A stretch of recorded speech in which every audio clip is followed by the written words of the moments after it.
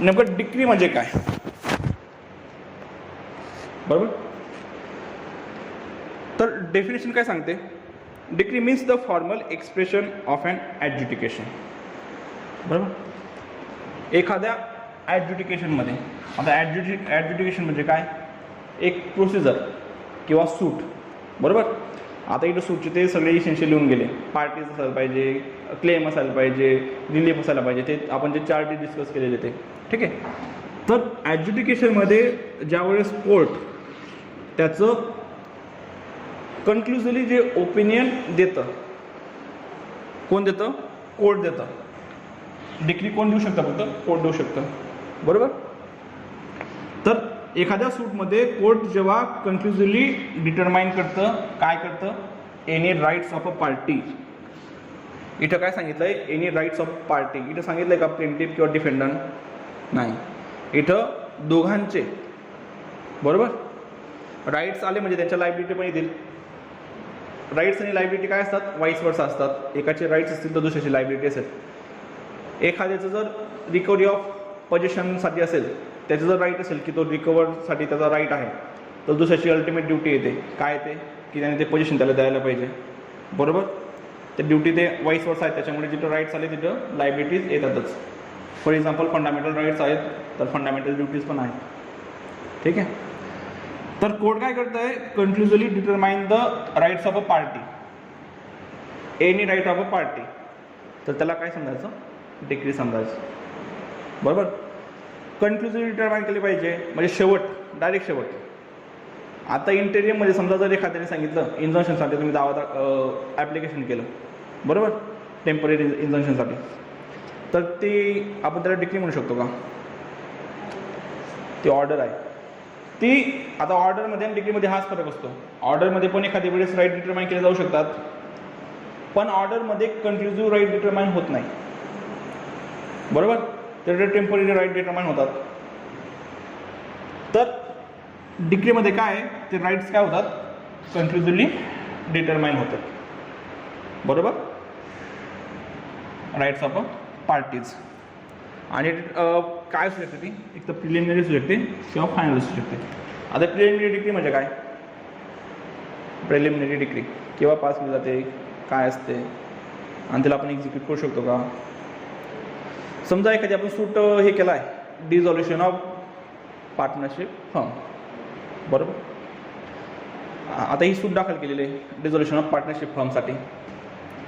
तर या केसमध्ये बघा, त्यांचे जे अकाउंट्स आहेत ते अकाउंट्स सेटल करण्यासाठी काय असेल, प्रिलिमिनरी डिक्री असेल आधी, की तुमचा काय हिस्सा आहे, त्यांचा काय हिस्सा आहे, माझा काय हिस्सा आहे. जर काही बेनिफिट असतील तर त्यांचं डिस्ट्रीब्युशन कसं होईल. काही जर एखादी लायबिलिटीज असतील फर्मवर, आता समजा 5 लोकांची फर्म आहे, बरोबर, 1 लाख रुपये कर्ज आहे, 5 लोकांची फर्म, प्रत्येकाचा समान हिस्सा आहे. आता लायबिलिटी डिटरमाइन होईल प्रिलिमिनरी डिक्रीने, कशी होईल, समान हिस्सा आहे, प्रत्येकाच्या वाट्याला 20,000 रुपये येतील, 20 समान हिस्सा होता. पण समजा ए आणि बी हे दोघी जॉईंट आहेत, दोघांचा 50% हिस्सा आहे, आणि उर्वरित लोकांचा किती आहे, 50% हिस्सा आहे, बरोबर. 50,000 या दोघांना भरावं लागतील, 50,000 तिघांना भरावं लागतील. कुठं डिसाईड झालं, म्हणजे डिझॉल्युशन झालं आहे का फर्मचं, नाही झालं आहे, पण त्यांचे राईट्स केव्हा डिटरमाइन होत आहे, आधीच होत आहे ना, डिझॉल्युशनच्या आधी. मग ही जी डिक्री असते हिला काय म्हणतात, प्रिलिमिनरी डिक्री. आणि जेव्हा ती डिझॉल्युशन होईल पार्टनरशिप फर्म, तर ते काय राहील, ती राहील तुमची फायनल डिक्री. समजा मॉर्गेजचं आहे सूट, मॉर्गेजच्या सूटमध्ये जर तुमची रिडम्पशन ऑफ मॉर्गेज असेल, रिडम्पशन ऑफ मॉर्गेज वगैरे माहिती आहे ना, की मॉर्गेज गहाणखत तुम्ही केलं असेल तर ते जर मिटवायचं असेल तुम्हाला, किंवा रिकव्हरी हे घ्यायचं असेल, मग त्यांचं काय होतं आहे, त्यांचा इंटरेस्ट किती आहे, त्यांचं देणं किती आहे ते ठरवण्यासाठी तर पहिले प्रिलिमिनरी डिग्री, आणि नंतर मग काय होईल तुमची फायनल डिग्री, बरोबर. कळलं तुम्हाला डिग्री म्हणजे काय, काय डाऊट डिग्रीमध्ये. कारण डिग्रीचं काय आहे की डिग्रीमध्ये तुम्ही फक्त एक ऑर्डर समजायची कोर्टाची, हां, decree is a formal expression of a code. Formal expression म्हणजे काय की एक्सप्रेस करतोय आपण. कोड काय करतोय तुम्हाला एक्सप्रेस करतोय, काहीतरी सांगतंय. पण काय सांगतंय, कोण सांगतंय, कशात सांगतंय. एखाद्या सूटमध्ये सांगतंय, कोण सांगतंय, कोड सांगतंय, काय सांगतंय. Conclusively determine any rights of party. शब्द महत्वाचा, conclusively determines any right of party. Conclusively नसेल तर ते काय राहील, ऑर्डर राहील. आता जजमेंट आणि डिक्रीमध्ये काय फरक आहे.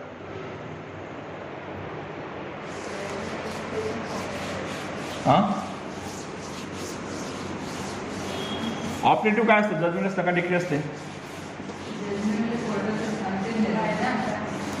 डिक्री म्हणजे अंतिम निर्णय.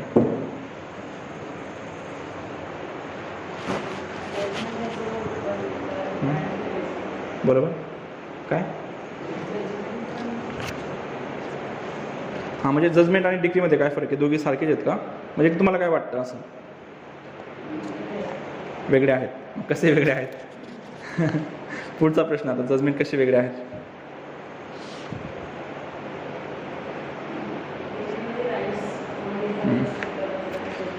बरोबर. जजमेंटची डेफिनेशन काय सांगते.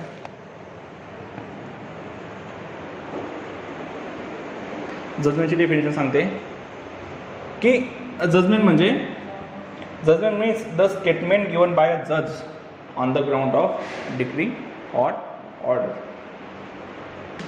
जजमेंट म्हणजे द स्टेटमेंट्स ऑफ अ जज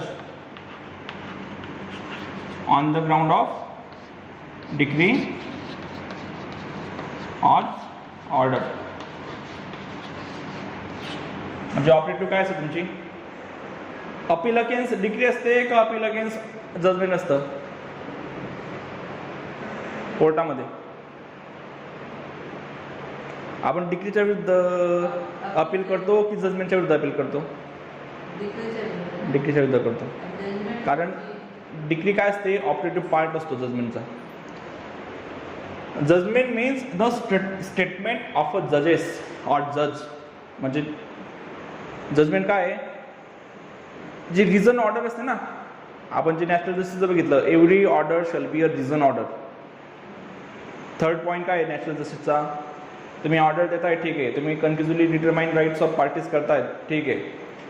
पण डिक्रीमध्ये आपण बघितलं, it is a formal expression of a adjudication which is conclusively determine the rights of parties.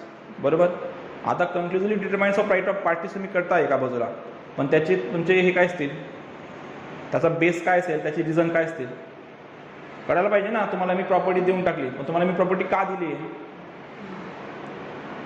काय माझ्याकडे रिझन काय आहेत, तुम्हाला प्रॉपर्टी देण्यामागचे काय रिझन आहेत, तुम्ही काय काय मला पुरावे दिले, तुमच्याकडे असं काय आहे की ज्याच्यामुळे तुम्हाला मी ती प्रॉपर्टी देऊन टाकली. तर ते जे रिझन आहेत तर ते कुठे येतील, जजमेंटमध्ये येतील. समजलं. जजमेंट म्हणजे डिक्री किंवा ऑर्डर यांच्यावर बेस असणारे आर्ग्युमेंट्स म्हणजे त्यांचे म्हणणं काय आहे, स्टेटमेंट्स. बरोबर. Judgment means a statement of a जजेस और जज बेस्ड ऑन द डिक्री और ऑर्डर. ठीक आहे, कळलं जजमेंट म्हणजे काय.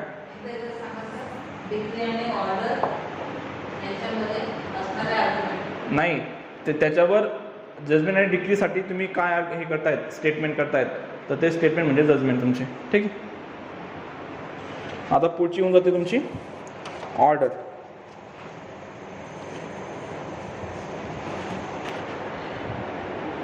आता ऑर्डरची डेफिनेशन काय आहे. Order means the formal expression of any decision of a civil court which is not a decree.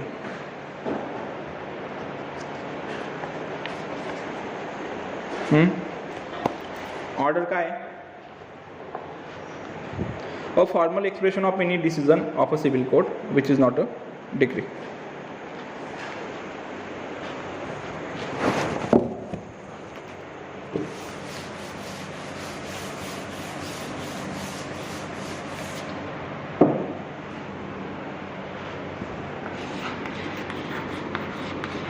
Order पण काय फॉर्मल एक्सप्रेशन आहे.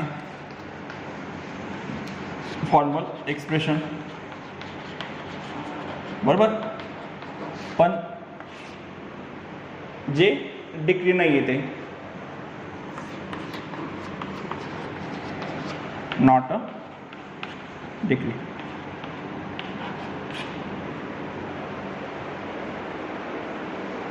म्हणजे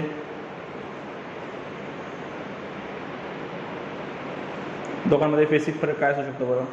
तुम्हाला डिग्री तर समजलं ना? आता समजलं तर हो सांगायचं, नाही समजलं तर नाही सांगायचं. आपण परत सांगू. समजलं? बरोबर, अगदी बरोबर, अगदी बरोबर. तर डिग्री काय आहे? Which is determine the rights of parties conclusively. बरोबर. म्हणजे शेवटी परिपूर्णपणे त्यांचे राईट्स आपण हे करतोय ना याच्यामध्ये डिग्रीमध्ये. पण ऑर्डरमध्ये तसं नसतं. Order it may be a final किंवा ती टेम्पररी पण राहू शकते ऑर्डर. डिग्री किती प्रकारच्या आहेत? 2 प्रकारच्या, मोस्ट ऑफ 2 प्रकारच्या सांगतोय मी.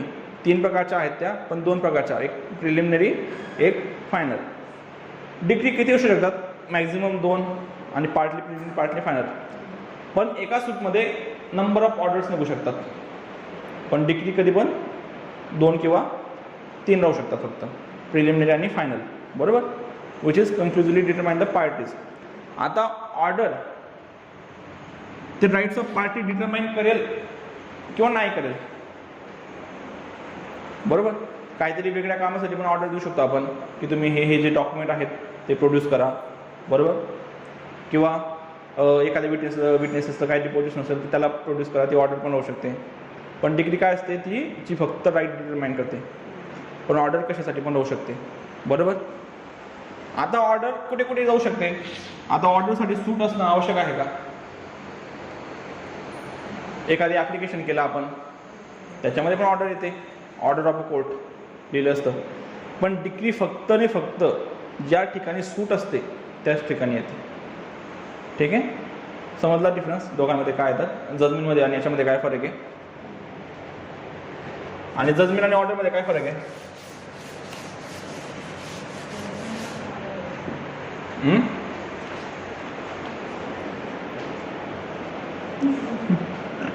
कन्फ्युज. हां.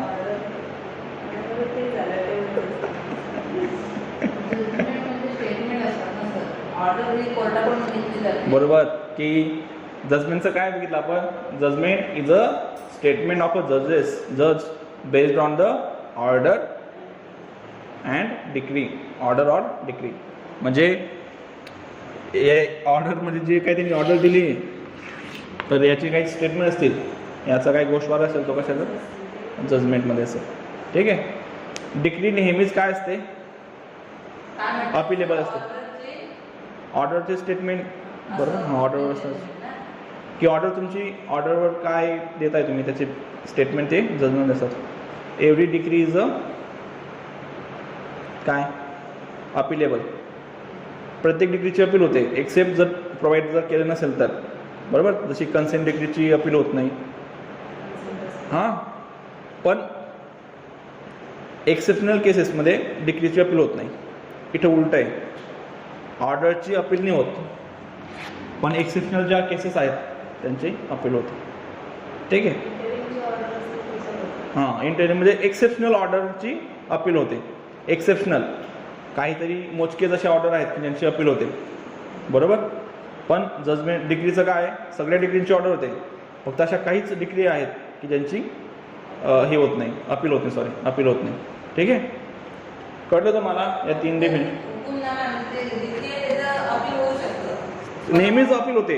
एक्सेप्शनल केसेसमध्ये नाही होत. Exceptional cases, consent degree for example. बरोबर. ऑर्डर हां मोजक्या जर ऑर्डर सोडल्या तर त्यांची अपील होत नाही. बरोबर. बाकी आहेत जजमेंट डिग्री होल्डर, जजमेंट डेप्टॉर, ते समजून जातील. तर फॉरेन जजमेंट म्हणा.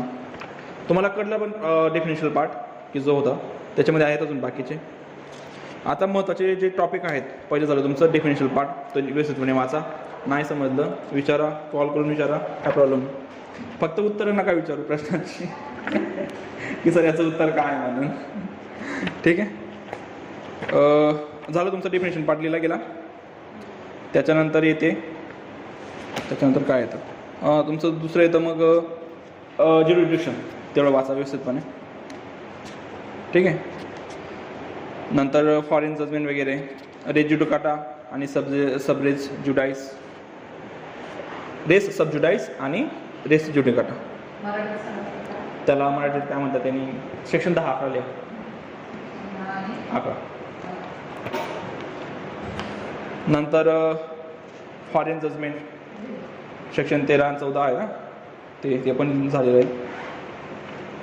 परत फॉरेन जजमेंट वगैरे. प्लेस ऑफ सुईंग आहे बघा, जसं आपण क्रिमिनलमध्ये बघितलं होतं की कोणती केस कुठे हे करायची, त्याप्रमाणे आहे place of sewing. Swimming SUING, दावा कुठे दाखल करायचं ते ठिकाण. सेक्शन 16 पासून तर 21-22 पर्यंत, ठीक आहे. त्यानंतर इन्स्टिट्यूशन ऑफ सूट ते करून घ्यायचं. ऑर्डर 1, मग त्याच्यामध्ये आहे ना ते joinder of parties, non joinder of parties ते घ्यायचं. रिप्रेझेंटेटिव्ह सूट आहे त्याच्यामध्ये, रूल 8 ते. नंतर ऑर्डर 2 घ्यायचं, फ्रेम ऑफ सूट त्याच्यामध्येच. ऑर्डर 4 पण घेऊन घ्यायची, इन्स्टिट्यूशन ऑफ सूट. नंतर प्लीडिंग इन जनरल. प्लीडिंगमध्ये त्याचं प्लीडिंग वाचून घ्या व्यवस्थितपणे. प्लीडिंगमध्ये थोडं आलं ते की प्लेंट आणि रिटर्न स्टेटमेंट आलं, बरोबर. त्याच्यानंतर समन्स वगैरेच्या प्रोविजन आहेत, समन्स वगैरे करून घ्या.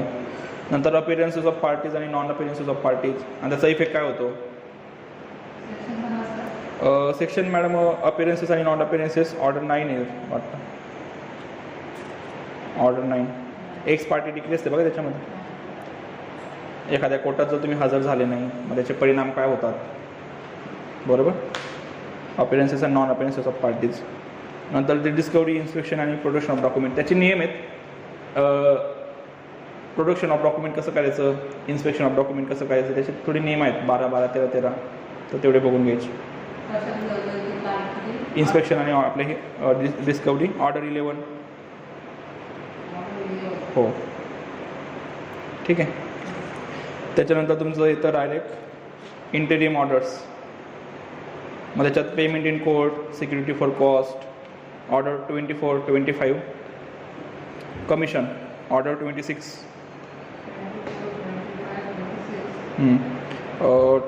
नंतर येते 38, हो ऑर्डर 38. ऑर्डर 39 नाही, ऑर्डरमध्ये रूल असतात, रूल. नंतर ऑर्डर 39 झालं. Interlocutory orders. Order 40.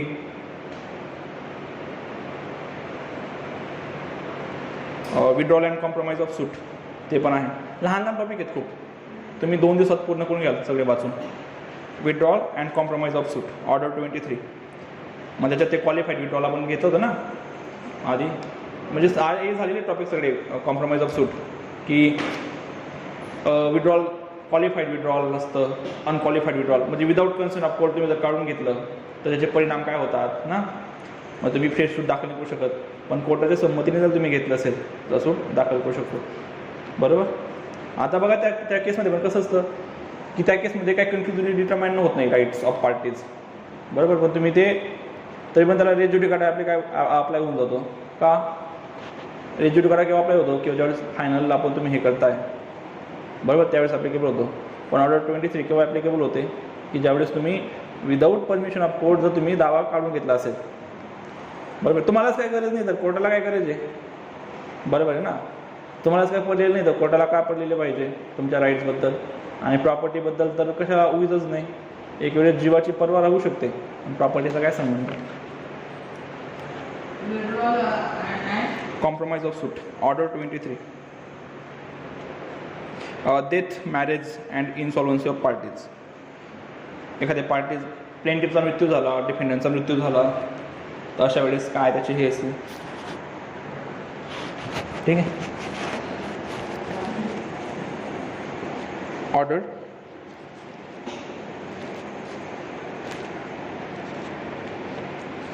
Death, marriage and insolvency of parties. याच्यामध्ये पण अजून आहे, मॅरेजचा काय परिणाम होतो. समजा एखादी वाईफ आहे, लग्नाच्या आधी बाई एकदम हुशार होती, जिने बँकेला गंडा लावला 5 लाखाचा, बरोबर, आणि लग्न झालं तिचं. लग्नानंतर मग त्या हजबंडची काय असेल लायबिलिटी? त्याला भरायचं असं. मग तिने परत त्या माणसाला गंडाच लावला ना. हां, नवीन सांगतो तुम्हाला. एक बाई आहे, ए नावाची लेडीज आहे, ठीक आहे. नवरा तिचा श्रीमंत होता मस्त, म्हणजे नवरा म्हणजे तिने आधी बँकेला लुबाडलं 5 लाखाला. बँकेने रिकव्हर मनीसाठी सूट दाखल केलं आणि तिने बघितलं की एक मुलगा आहे, चांगला श्रीमंत आहे, ते आहे, त्या मुलाला पण मुलगी भेटत नव्हती त्यांच्या असं काय, तर त्याने लग्न करून घेतलं त्या मुलीसोबत. मग आता काय असेल बरं त्या मुलाची जबाबदारी? पण लग्न केलं आहे ना त्याने, तर आता मग लिगली काय आहे ना ती, म्हणजे काय असू शकतं तुम्ही सांगा. आता मी काय सांगू तुम्हाला, तुम्हीच सांगा आता काय होईल.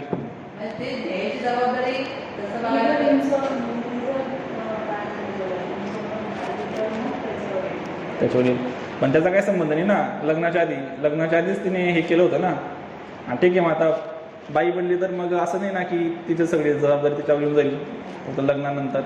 सिव्हिल केस माय असंच झालं की लग्नाआधी त्या बाईने एकाची चोरी केली होती आणि लग्नानंतर ते 7 फेरे झाले वगैरे झालं, आयुष्यभर साथ देईल. मग तिने सांगितलं कोर्टात की याला पण माझ्यासोबत जेलमध्ये पाठवावं, आम्ही सोबत राहू. असं होईल? नाही होणार. तिने पैसे काढले ना, तिनेच भरायचे. फक्त एवढे की तो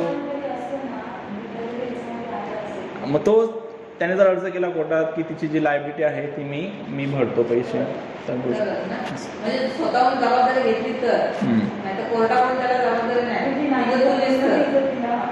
मग ती नाही भरत असेल तिला घेऊन जा कोर्ट जेलमध्ये. कायदा पण थोडाफार आहे याच्यामध्ये. तसं राहिलं असतं तर काय झालं असतं. डेथ, मॅरेज आणि इन्सॉल्वन्सी ऑफ पार्टीचं ऑर्डर काय आहे त्याची? 23 आहे का काय? एक मिनिट थांबा, मला बघू द्या, एकदा बघू द्यावर त्याची ऑर्डर काय 203.